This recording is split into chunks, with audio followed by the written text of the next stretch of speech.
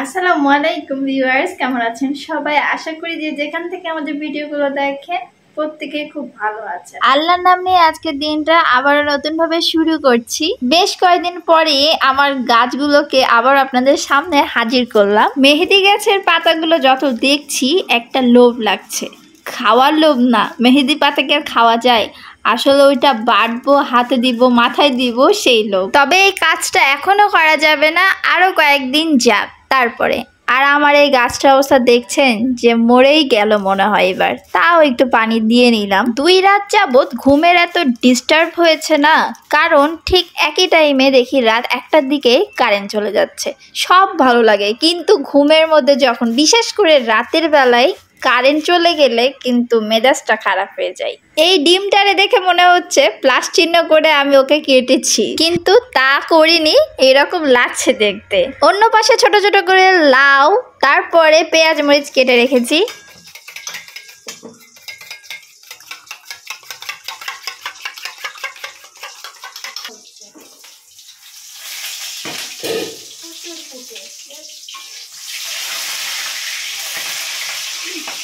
এই ডিম আর মাছ ভাজতে গেলে এইরকম তেল ছিটকে পড়ে। আমি তো তেল থেকে বাঁচতে দৌড় দিয়ে পালাই, কিন্তু একটা কথা কি জানেন, যতই পালাই যতই দৌড়াই, রান্না করতে গেলে এইরকম তেল ছিটকানো, তরকারি নাড়তে গিয়ে সেটার ঝোল লাফ দিয়ে হাতে পড়া, এই ছোট্ট ছোট্ট কষ্টগুলো মেনে নিতেই হয় আমাদের মেয়েদের। নো নো নো, শুধু মেয়েদেরই কষ্ট ভোগ করতে হয় না, অনেক ছেলে আছে যারা সুন্দর করে রান্না করে তাদের বউদেরকে খাওয়ায়, তাদের জন্য এটা একটু কষ্টদায়ক। তাই বলে ভেবেন না যে আপনাদের ভাই আমাকে রান্না করে খাওয়ায়। আমি এটা চাইও না যে হাজবেন্ডের হাতে লবণ ছাড়া তরকারি আর চিনি ছাড়া চা খেতে। রাতের করে ফেলেছো? হ্যাঁ, রাতে ভাত খাবা? বিরিয়ানি খাওয়ালাম কালকে, মনে লাগলো না? রাতে ভাত খাওয়ার কথা শুনে বেচারার মনটা খারাপ হয়ে গেছে। কেন জানেন? কারণ বেশিরভাগ সময় আমরা রাতে রুটি খাই, আর রুটি খেয়ে অভ্যাস তো। ভাতও খাওয়া হয় কিন্তু খুব কম।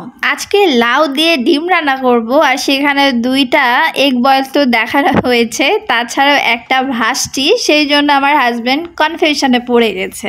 ডিমটাকে হ্যাপি বার্থডে টু ইউ করে নিচ্ছি। Happy birthday to you.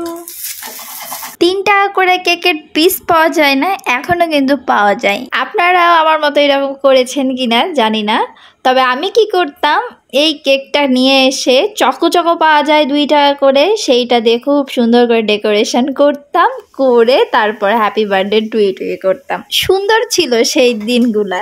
3 টাকা দামের সেই কেকটা কেটেই মনে হতো যে পেস্ট্রি কেক কাটছি। সত্যি সেই রকম অনুভূতিগুলোই কাজ করতো। আজকে ক্যালেন্ডারের পাতায় বাংলা তারিখ দেখছিলাম যে কি মাস চলছে, দেখি যে ভাদ্র। তো ভাদ্র মাসে তো প্রচন্ড গরম হয়। বড়দেরকে বলা বলি করতে দেখতাম যে গরমের কথা বললেই বলতো যে এখনো তো ভাদ্র মাস আসেইনি, গরম কি দেখেছো। কিন্তু আমাদের দেশ থেকে, আমাদের জেলা থেকে যেই রকম গাছপালা কেটে ফেলা হয়েছে, আর সেই গরমটা পেতে ভাদ্র মাসের জন্য আর অপেক্ষা করতে হয় না, সেই বৈশাখ মাস থেকে তীব্র গরমটা অনুভব করতে থাকি। লাউ দিয়ে রান্না করা যে কোনো তরকারি খেতে কিন্তু ভালো লাগে, যেটা ডিম দিয়ে হোক, মাছ দিয়ে হোক। লাউ দিয়ে কিন্তু গরুর মাংসও সুন্দর করে রান্না করা যায়, সেটাও ভালো লাগে। আর এই দিকটাতে রান্না করেছি ভেন্ডি চিংড়ি মাছ দিয়ে, এইটা অসাম লাগে খেতে। ভিডিওটা ভালো লাগলে একটা লাইক দিয়ে দিবেন। প্রায় সন্ধ্যে সন্ধ্যে একটা ভাব চলে আসলো। সো আজকে এই পর্যন্ত, সবাই খুব ভালো থাকবেন। আল্লাহ হাফেজ।